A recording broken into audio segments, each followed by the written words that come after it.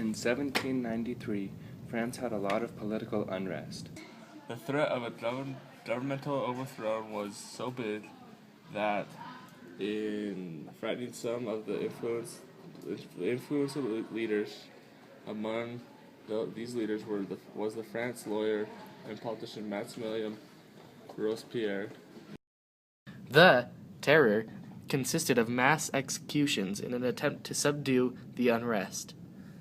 In the space of about a year, from July 1793 to July 1794, over 16,000 people were executed by way of the guillotine.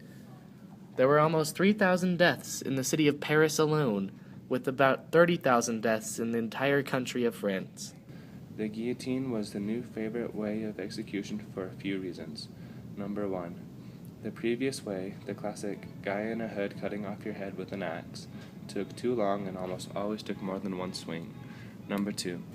The new guillotine was a machine and worked the same way every time. It didn't care who you were or how rich you were, and it didn't take sides. The original blade design idea of the guillotine was too thick to make it clean cut. It often would crush the throat, then be forced through the neck with multiple hits from a hammer. Seeing how this was less civil than the axe, a new design was called for. A thinner shaped blade was installed and put to the test. While it worked better than the thick blade, it still wasn't quite what the people were looking for in a humane execution system. King Louis XVI came up with the idea of having an angled blade. Using this new shape of blade made it easier for the blade to pass through the neck.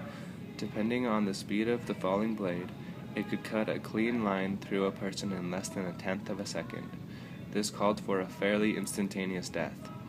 The king's design would eventually lead to his own death as well in the years to come. After 16,000 peasants were killed, the people of France had finally had enough. They marched up to Maximilien Robespierre's house and put him on trial. Having found him guilty, he was sentenced to death by guillotine. The reign of terror began with Robespierre, was headed up and run by Robespierre, and didn't end until the death of Robespierre.